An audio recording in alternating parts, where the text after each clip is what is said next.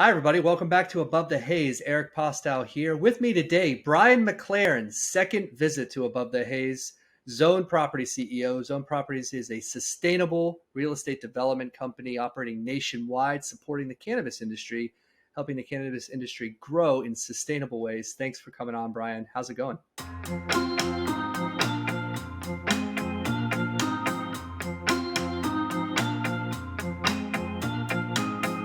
Great, Eric. Thanks for having me. I feel very special and honored. I'm back for a second round. There must I be know. something exciting to talk about.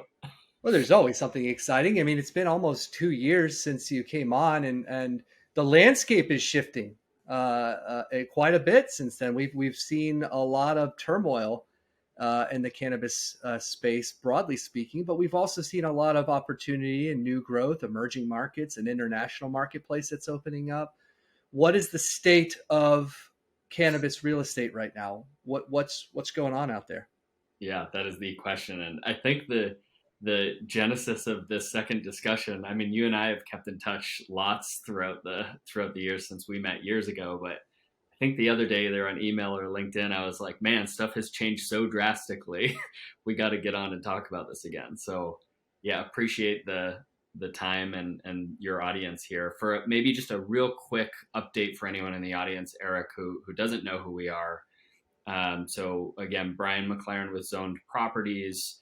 We focus on real estate in the cannabis space, as Eric said, and our bread and butter, our specialty is really the complexity of how you, what we call develop and deliver a real estate project. So that has a long evolution. Every project, you have to find your property. You have to make sure that property is called entitled, so it has the right characteristics. It's in the right zoning. It can be permitted. How do you build or renovate that project for your needs? Whether that is a commercial or an office building or mixed use. And so for cannabis, which is everything we focus on, everyone in the audience that I'm sure by this point, with the great job you guys have done on this podcast, is familiar. Cannabis is really complex, changes all the time. It's different in every state market, different forms of legalization. And in real estate, the real critical piece, and you could tell by our name, Zoned Properties, it all comes down to the zoning. There are 40,000 localities in the US that govern their own zoning. Now, some of those are city councils, some of those are villages and townships and special districts. But at the end of the day, if you want to operate a cannabis facility of any kind, you're going to need real estate, and you're going to need to develop that real estate and deliver a successful project. So I think what we spent a lot of time, Eric, on our first chat talking about was, how do you do that as a process in a sustainable way? How do you, as cannabis legalization emerges and evolves and becomes main street in our communities, that sustainability piece really leads, if you do it the right way, to prosperity in our communities. I know something you talk about with your guests all the time, like cannabis is doing really great things in our society, where job creation, tax revenue, decreased crime, increased property values. So that's what we focus on at Zoned Properties for both third-party clients. So we're a brokerage, we're a consulting advisory firm, and we're an investor. So we also buy and develop properties.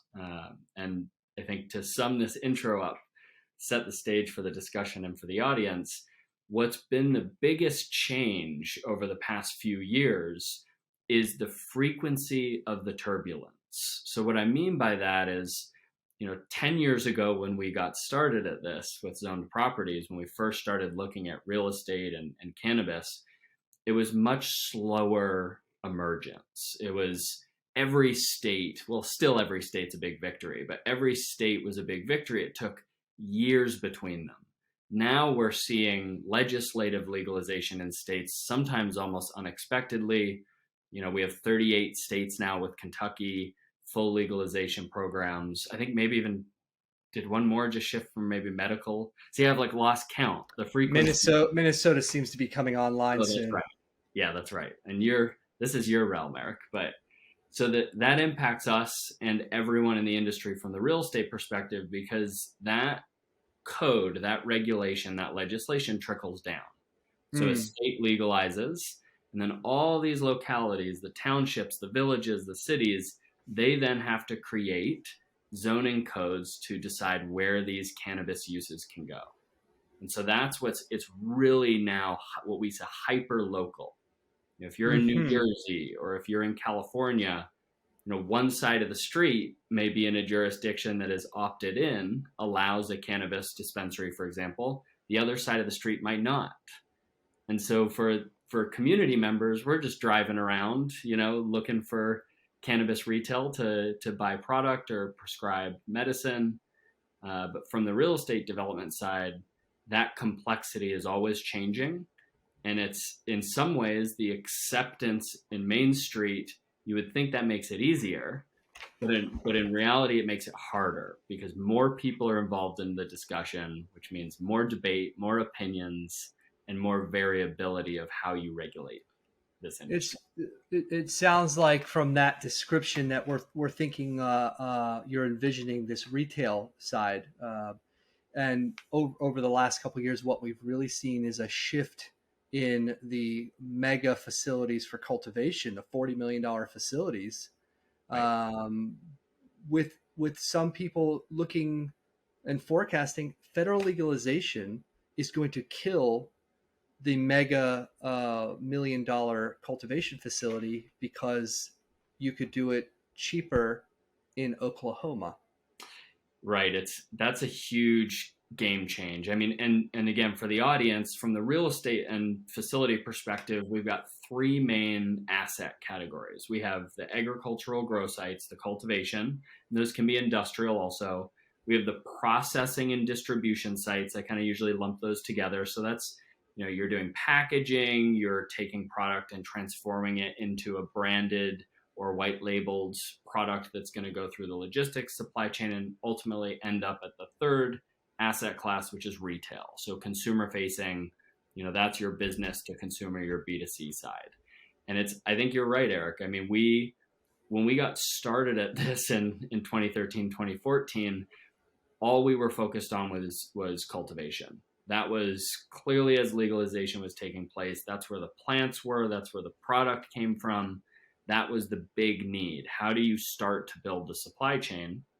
And from our opinion and kind of our market thesis, years ago, probably 4 or 5 years ago, we shifted our focus. We still consult and broker cultivation sites all the time. There's still major demand for those. But our specialty has really grown on the retail side, mainly because we need more of them. So Mm. some statistics here. So there are currently around 9,000 dispensaries in the United States. Now that number changes plus or minus on the 100 side, depending on doors opening and closing. 60% of those are split between basically Oklahoma and California in the Pacific Northwest.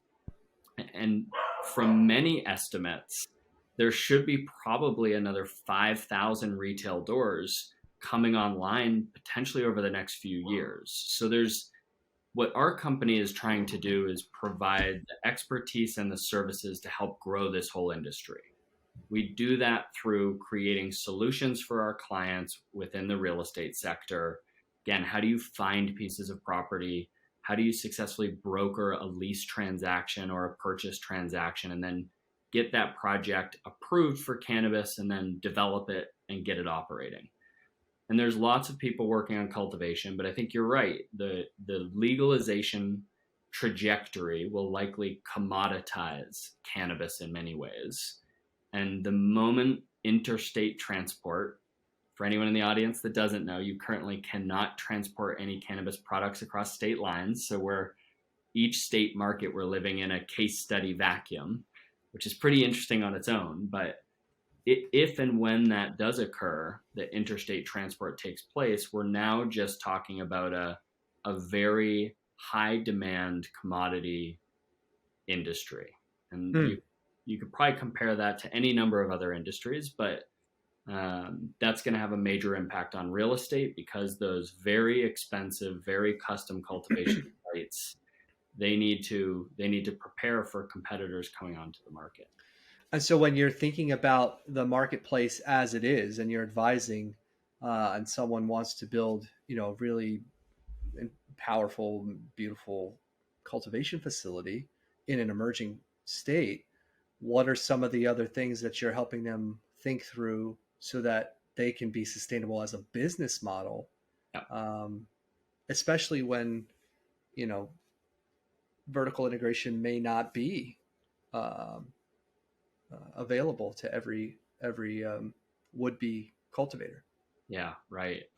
Yeah, I think the things we really try to focus on is where are the dollars coming from a business sustainability perspective, which in sustainability in general, we always want to think about the triple bottom line. Business is part of that. So it's people, profit, and planet. So you want to do good for the environment, you want to do good for the equity of the community, but you also have to do well as a business to survive in the first place. Amen. So at the end of the day, it all comes down to where are dollars being generated? Where is revenue coming through the industry? You know, we look at projections in the cannabis industry, and I'm talking US here. Global projections certainly are available too, but in the US, new projections are looking at probably 60 to 80 billion in gross sales, you know, nationwide for cannabis by 2030. But there's another factor to consider, which is the gross or economic impact. So, what amount of value creation does the industry as a whole have in society? That includes real estate, that includes ancillary services, legal services. These are things that are generating dollars. So, from the business perspective, Eric, for our clients, we really start to think through okay, here's what the real estate's going to cost you. This is probably your most financial and asset intensive investment. And you need to make sure that your business model is set up and you are looking to approach the industry in a way that can, one, afford that and thrive by using that asset. So, one thing is super important today, very competitive marketplace in emerging cannabis. We're seeing lots of M&A activity, which I would ask you in a moment to maybe comment on. I'm curious about, but is brand value. So Mm. with competition, those that will thrive and succeed and sustain their business models will need to be recognized by the consumer so they can grab market share. If an operator of a piece of real estate does not understand that and know that, almost always they will succumb to the forces of the general wholesale market, and they're basically just feeding a generic product into a mechanism they're not driving. So I mean, Eric, what are you seeing on kind of the M&A side? I'm sure that's like really ramped up Yeah, generally. I mean it is, and you should expect that to continue. The first places are in the mature market spaces, the saturation inflection, especially in places like Colorado that felt it pretty heavily over the last year and a half. I think that you are going to see a massive shift towards consolidation even before federal legalization because of what we're talking about. Do you have a sustainable model right now? Can you survive as your market changes, as the wholesale price drops, so on and so forth? And so I think the smart businesses are thinking about those things and going through an M&A process.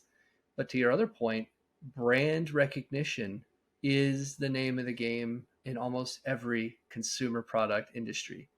Right. And where are the new products coming from? One of the things I'm most interested in are cannabis based or hemp based beverages. Right. I think that beverage industry in general has always had a knack for really interesting brands, and people do buy brands. Right. And and when your brand means something, means quality or whatever value proposition that you're presenting to the marketplace, that's something that can sustain the market fluctuations because people want your branded product rather than they want a generic thing. And then you get into the whole world of celebrity endorsements and licensing and things like that, and you just can see the branding stuff really being the focal point, and then the competition for who's going to become the Budweiser of cannabis.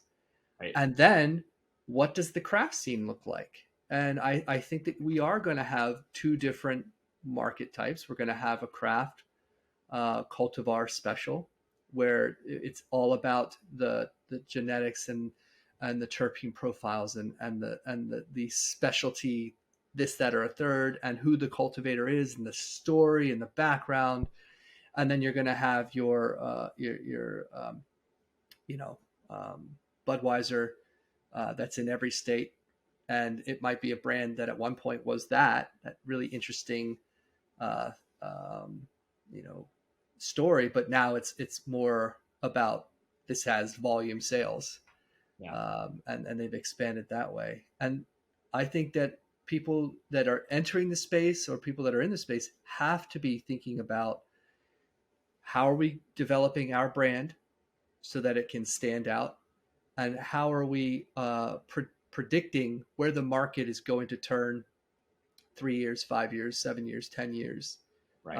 What where are our partners right now? How could we how could we lean out in the right ways, and then you know add-ons in the other ways, so that we can withstand this thing. So I think it's going to be a wild ride on the M&A side, but I'm more interested in the creativity of the branding side. Yeah, definitely. And it's, I mean, that's the great thing about the term and the concept of sustainability.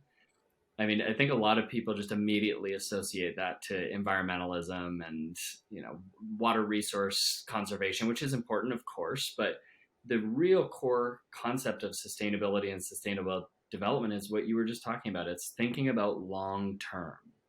How Mm. do we make sure what we're doing today doesn't sacrifice tomorrow? That we're not mortgaging our future to achieve something today. And it's so critical in cannabis, especially the history of where cannabis has come from and the legacy side of cannabis, which is so important to honor and remember. Very similar to the sustainable development industry. It's grassroots, it's advocacy over decades of time to create progress. So we need to continue that. We need to think what you just said, what's going to happen 7, 10 years from now? And those brands, those cannabis companies that are planning for that, I think will be really successful. And I can tell you from the real estate side, so this concept of groups that are thinking about that forward looking, long term brand and consumer centric focus, there's certainly tangible value there, but the intangible value is very important. And here's what I mean by this. One side of the real estate is the development. That's the find the site, everything I've just talked through, get it permitted, get it zoned, et cetera, et cetera. But the other side is the financial investment. And so if you're a cannabis company looking for a piece of property, whether you want to lease it, which means you need to negotiate a successful lease with the owner of that property that will be your landlord, or if you want to buy it, which almost always means you need to go raise money and you need to negotiate and convince a lender to give you money. You need to convince them not just the checkbox in their research. So we call that underwriting. We're going to look at a tenant or a borrower. We're going to look at their financial history, their operating history, who they are, what kind of credit they have, what's their plan. That underwriting process is basically tells a lender or a real estate owner and landlord who's going to lease to you, what is the likeliness that you're going to be paying my rent check every month versus you will be at risk of not being able to pay it and defaulting. So that's Yeah. in the real estate, really that's what it comes down to. I want you to take care of our property. I want you to pay me rent, and I want you to succeed. So it's that part of the conversation we're having now, that focus on the brand, the intelligence about our industry and its direction, that makes a lender or a real estate landlord feel very comfortable that I'm not going to have a problem with my tenant versus the unknown of cannabis regulations and changes and Well, everything. that starts to really feel into the holistic nature of this. I mean, in the past, the landlords were going for the cash grabs and tying it to wholesale prices, and then the tenants were going under, and that did nothing for anybody. You made a lot of money in a short amount of time, but now you have an empty warehouse or an empty this, and That's whatever, it. or you've got a weird relationship with your tenant. And Right. so it sounds like the landlord consciousness has also had to evolve and adapt to this sustainable vision and put a lease together that's realistic and sustainable itself. Yeah. Eric, you just maybe coined a term, at least I haven't heard before, that I love and I'm going to borrow: landlord consciousness. I mean, that's really what this is. And certainly there are still going to be circumstances as new states legalize, as new localities opt in. There is going to be land grab. There is going to be just landlords that want to get whatever the market can bear. And there will always be tenants that will sign anything just to move forward. So that is going to continue. We get a lot of calls from clients, both tenants and landlords, that are in triage mode. I have a defaulted lease. How do I save this project? And almost always it comes down to this total, like, unaligned motivation between landlord and tenant, or borrower and lender, because one party is not living in reality. And it's what you just said. It's sure you can maybe get 5 times average rent right now, but if your way better, way more valuable scenario is to not choke your tenant, not choke your borrower just because you can, and realize 10 to 15 years of revenue from a positive relationship, rather than 2 years and then you lose the back 8, or the back Right. 15. So I think you're dead on. This landlord consciousness is going to be so critical for the next decade of this industry. I mean that I'm glad you like that term, but it kind of fits my worldview of what the reality is, whether we wish it to be or not. Everything is interconnected and interrelated, and when we start viewing ourselves in this whole system perspective, then we can see that we need to collaborate and find those mutually beneficial melding points where we can become one in this joint venture, rather than an older model of power positions. Whereas I'm in the power position of having the property, you're in the inferior power position of having a business plan and needing my property. I am going to get more out of this than you, which may not be sustainable. And Right. so those power position dichotomies, I think, could and probably should evolve into mutually beneficial, collaborative, joint Yeah. concepts. It I has don't know to. how else to say it. I mean, that's the only way we're going to get above the haze, right? Like, that's, you have to. Amen. I mean, it's one quick point to throw in this interconnected approach versus that almost like feudal, serfdom power struggle that you outlined. I love that too. Which is the local community representatives. Like, it's in a lot of commercial real estate, there's not that many curveballs. You negotiate a lease and then good luck, tenant, on a lot of these things. Office leases or typical manufacturing industrial, like, pretty basic. There's not that many curveballs. In an industry like cannabis, there are curveballs every day. And what I mean by curveballs is everything from regulatory change, where your payroll provider company says we can no longer manage your payroll.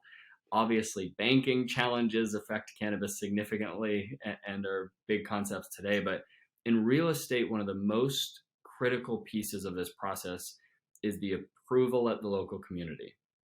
And ultimately, while that approval for a use permit or a conditional permit or a zoning verification typically needs to be approved by a city council, a board of aldermen, a zoning commission.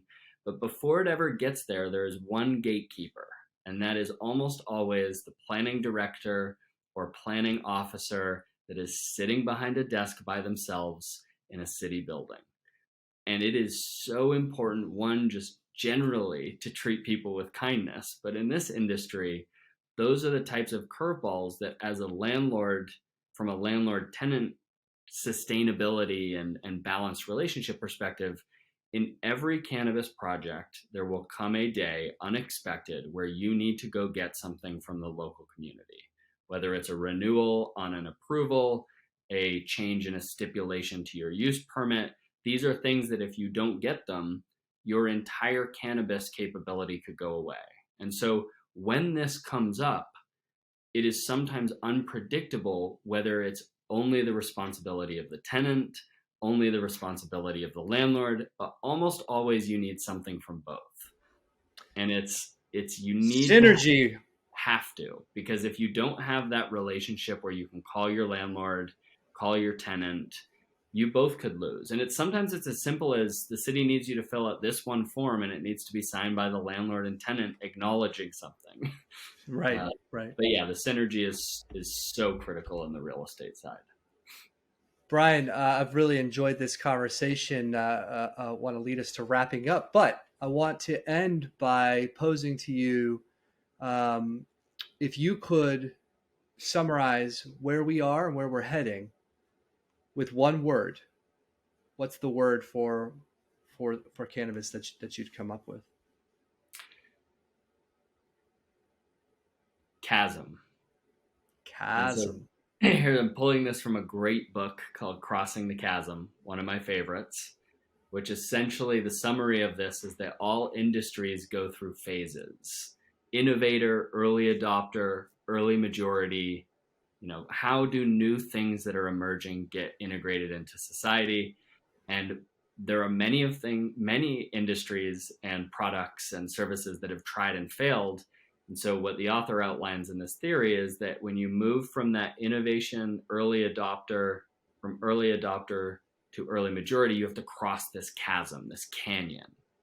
And so I think that's what's happening to a lot of cannabis businesses right now. They're trying to figure out how to cross this chasm and build a profitable, cash flowing, sustainable business model. But this is what's so interesting about the industry we work in.